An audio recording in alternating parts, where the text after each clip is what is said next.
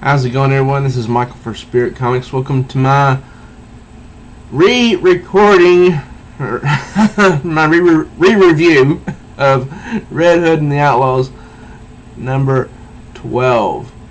Now this starts a whole new story arc called The Life of Bizarro, Part 1. And I really do like the cover. It's I think that's reminiscent of the death of Superman. Although I was not reading comics at that time, so I'm not sure. But it's interesting how the blood is seeping down, falling over his emblem. I like that. Now the story starts out here in, Gotham. Yeah, the Outlaws back in Gotham. Somebody reading a paper who broke someone out of prison. Let's see who broke out of prison. I broke you out of Arkham for a single purpose. Tonight you are to bring your particular brand of terror down upon Gotham. Come morning, you're a free agent. Are we clear? Solomon Grundy, born on Monday. Splendid. And Mr. Grundy, enjoy yourself.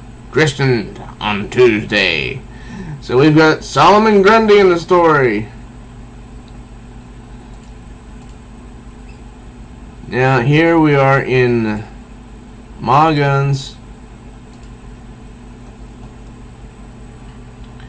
school, home for the criminally insane or infirmed or whatever. Bizarro is on a makeshift respirator, I think. Bizarro should be in a hospital, a concerned Artemis says, at the very least. Gunn says, "We're doing the best we can under the circumstances, child. On top of everything else, you are international war criminals now. It's not as if you and your ill-gotten Superman clone can walk into Star Labs for a checkup." She has a point. And Jason says, "Hang in there, B. You're going to be fine." He's trying to remain optimistic. The Life of Bizarro, Part 1. "Why would you lie to him at a time like this, Jason?" "Excuse me?" he says. You can see the chill in his voice. "Children, please," Gunn says. "If you're going to do your banter thing, take it into the living room." "What banter thing?" Jason says. "I was a surgeon in a MASH unit during the Korean War, so I know my way around a body, a human body. I'm not the xenologist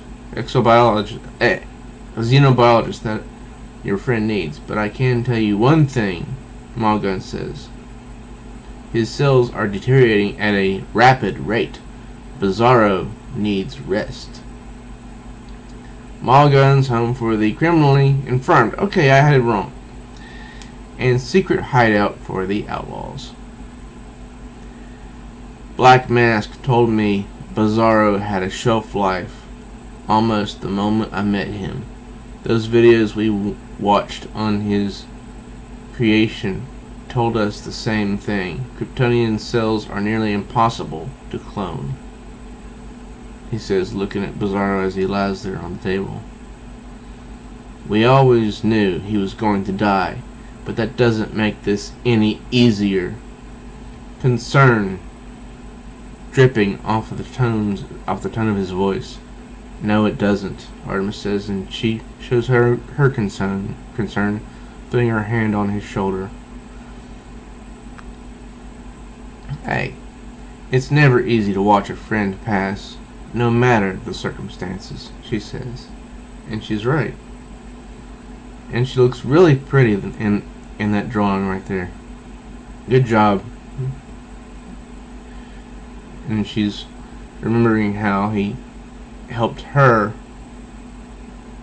in her time of need, take Aquila up into the stratosphere. Children, there is a problem, Gunn says. We repeat, escaped Arkham inmate Solomon Grundy is rampaging through the annual street fair in the old G-Town neighborhood of Gotham. We go live to... That's only 5 blocks away, Jason says while he gets his gun ready. Stay with him. I'll deal with this, Artemis says. Have your cover to think about. No way. I used to go to that fair as a kid, and I've seen Grundy in action, he says. And then, this is so, to me, this is very touching. Artemis leans down and gives him a little kiss. She says, may the goddess watch over you, my friend. I'll see you soon. The street fair on Wrightson Avenue. Solomon Grundy! Da-da-da-da! He's back and uglier than ever.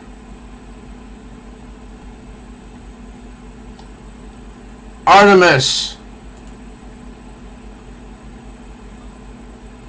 I see what you did there. You know, that's another phrase I don't know what it means. I see what you did there. No clue what that means. Watch yourself, R. Don't underestimate this guy. Please. Even his rhymes are for crap. Artemis? Solomon Grundy. He never was a bright character. They never wrote him that way. Really? You're the Solomon Grundy? This whole time I thought you were his brother Wendell Grundy. Maybe try a tattoo on your forehead. Business card. Blam blam! Blam blam blam! Even a simple name tag would. Wham! Solomon Grundy.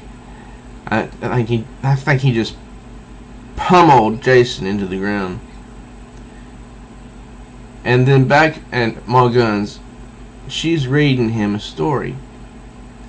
Please, sir, I won't tell anyone, said the littlest bear. But he knew the innocent creature was lying.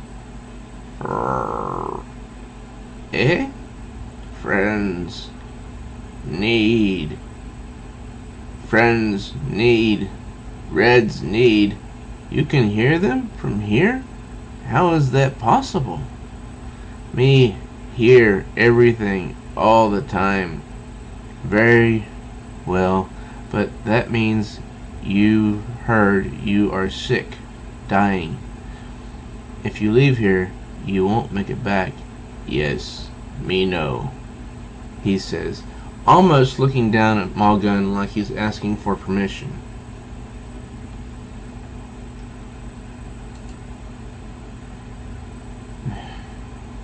What is up with this? Oh, but I guess I'll have to do a reload.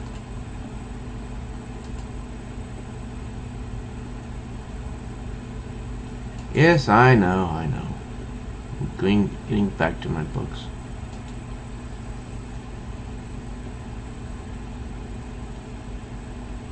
Okay, let's get back to the page.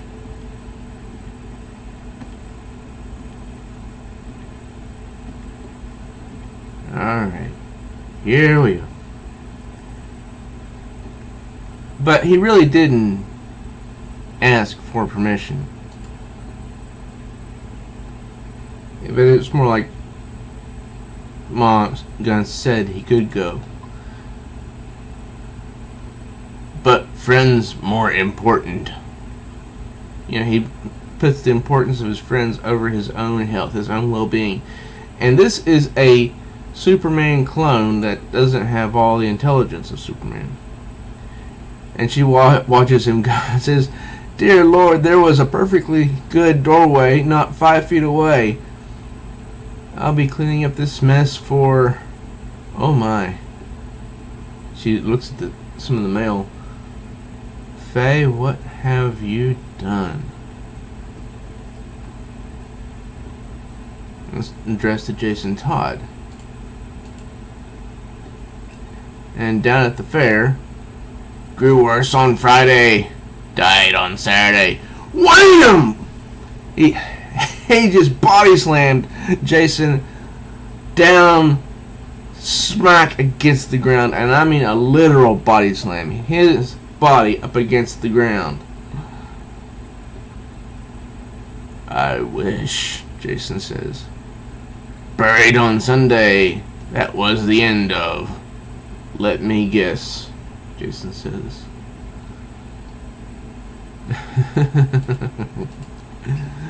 And then Bizarro enters the fray.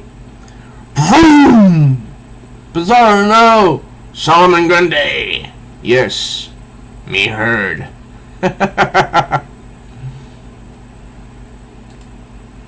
Me and Bizarro glowed on Wednesday, kick butt on Friday.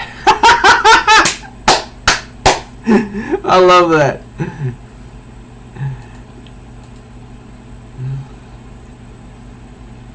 And then Solomon Grundy goes, BAM! Knocks him out pretty good. Bizarro, stay down, damn it! Baka, baka, baka, baka. And Artemis gets back into the fray, using her axe to slice away at Solomon Grundy, but his skin, I think, is so thick, it's gonna take a while to make a dent in him. Down is opposite of helping.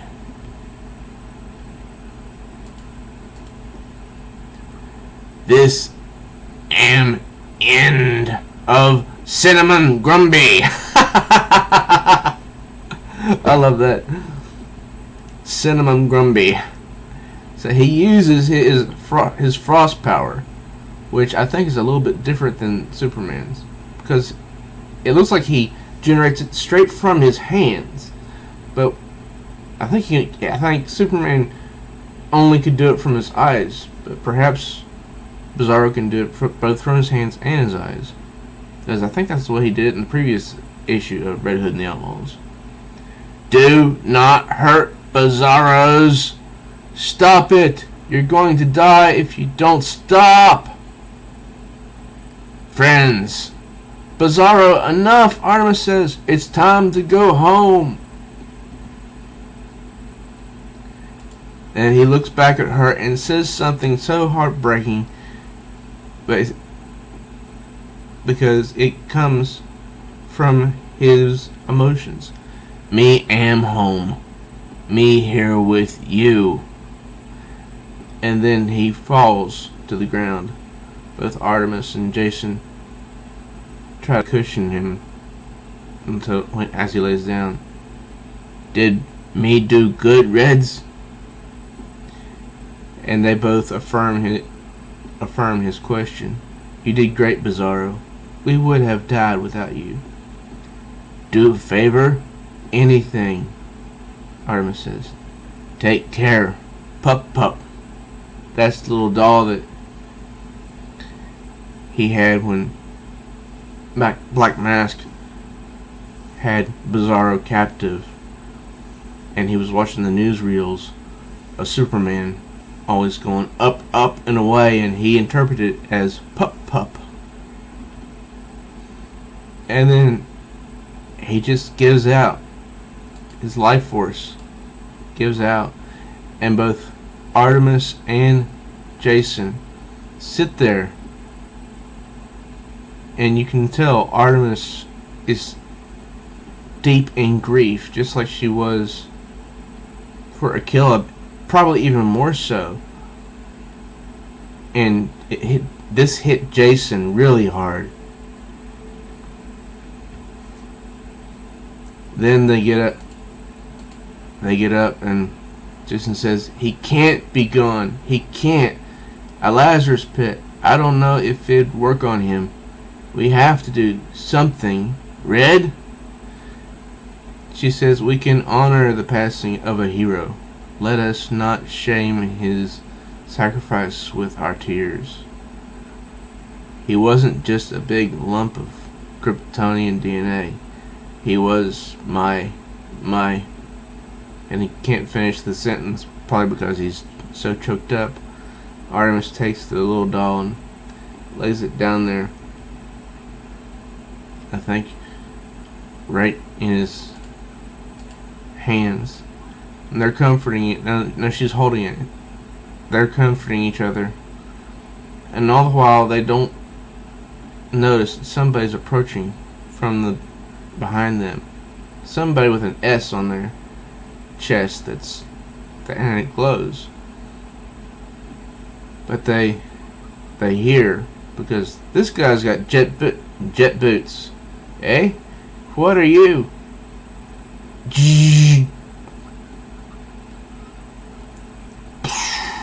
It's like a big shock. And it's Lex Luthor. Intriguing, he says as he hovers there. Next issue, 2 words. Lex and Luthor. Now, this new story arc, I think, is going to be a lot of fun. I do. What did you think of it? I enjoyed it every moment of it. The artwork, the dialogue, the emotion that poured out. I'm surprised this particular issue wasn't pushed more in the comics of DC Comics. I'm surprised they didn't, try to publicize, advertise this more. But anyway, I want to hear from you guys. What did you think of it? Let me know in the comments. I'm Michael for Spirit Comics. Please do subscribe to my channel and smash that notification bell like She-Hulk so you'll be notified of all new uploads. And also, please do like this video and share it with others so they can enjoy it as well. Till next time, true readers.